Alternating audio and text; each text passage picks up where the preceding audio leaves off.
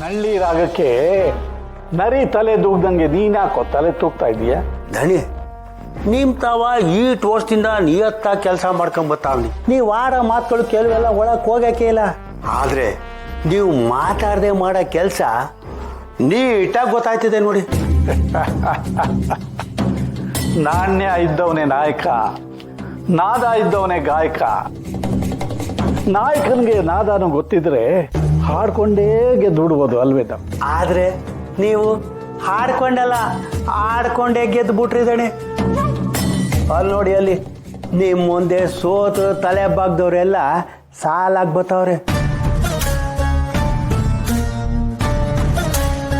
ದಣಿ ಅದ್ರಾಗ ಮುಂದೆ ಬತ್ತಿರೋದು ಶಾರದವನೆಯ. ಬರ್ಲಿ ಬರ್ಲಿ, ಈ ಸಾರ್ತಿ ಅವಳಿಗೆ ಮಾಡೋ ಅವಮಾನಕ್ಕೆ ಅವಳು ನಮ್ಮ ಮನೆ ಕಡೆ ತಲೆ ಕೂಡ ಹಾಕೊಂಡು ಮಲಗಬಾರ್ದು, ಹಂಗೆ ಮಾಡ್ತೀವಿ.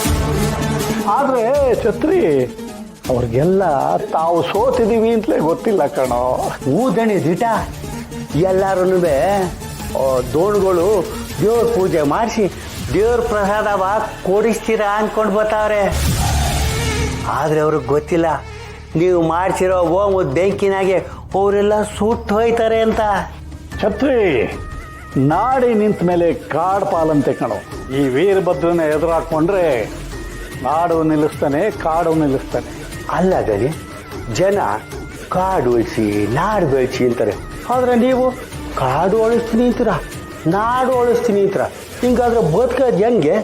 ಎಲ್ಲ ನಾಶವಾದರೂ ಬದುಕಬೇಕು ಅಂತ ಆಸೆ ಇಟ್ಕೊಂಡಿರೋರಿಗೆ ಈ ಮಾರಿಗುಡಿ ದೇವರು ವೀರಭದ್ರನ ಪಾದನೆ ಗತಿ. ಅಕ್ಕಿಯ ನಾನೊಂದು ಹೊಸ ಗಾದೆ ಬರ್ದೀವ್ನಿ. ಆಹಾ, ಏನದು? ಊರ್ ಮೇಲೆ ಊರ್ ಬಿದ್ರೆ ವೀರಭದ್ರಯ್ಯನವ್ರ ಪಾದ ಬೀಳಿಲ್ಲ ಅಂತ. ಮತ್ತೆ ನನ್ನನ್ನು ಎದುರು ಹಾಕ್ಕೊಂಡ್ರೆ ಬದುಕೋದುಂಟೇನೋ? ಎಲ್ಲರೂ ಪೂಜೆ ಮುಗಿಸ್ಕೊಂಡು ಪ್ರಸಾದ ತಗೊಂಡು ಹೋಗೋಣ ಅಂತ ಬರ್ತಿದ್ದಾರೆ. ಆದರೆ ಅವ್ರಿಗೆ ಯಾರಿಗೂ ತಿಳಿದೇ ಇರೋ ಹಾಗೆ ಒಳಗಡೆನೆ ಒಂದು ಸಿಡಿ ಬದ್ದಿಟ್ಟಿದ್ದೀನಿ. ಅದಕ್ಕೆ ಗಡಿಯಾರ ಫಿಕ್ಸ್ ಮಾಡಿದ್ದೀನಿ. ಮುಹೂರ್ತ ನೋಡಿ ಅದನ್ನ ಸಿಡಿಸಿದ್ರೆ ಢಮ್ ಅಂತ ಶಬ್ದ ಆಯ್ತದೆ.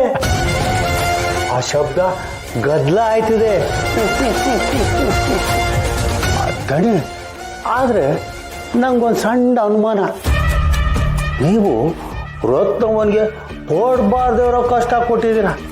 ಈಗ ಅವ್ರ ಮನೆ ಮಠ ಸಂಸಾರ ಎಲ್ಲ ಬಂದವ್ರೆ. ಅಕಸ್ಮಾತ್ ರತ್ನವ ಏನಾರ ನಿಮ್ಗೆ ಉಲ್ಟಾ ತಿರುಗಿ ಈ ವಿಚಾರನೆಲ್ಲ ಅವ್ರು ಹೇಳ್ಬಿಟ್ರೆ ಏನು ಮಾಡೋಣ? ನಯ ಇದ್ದಲ್ಲಿ ಭಯ ಇಲ್ಲ.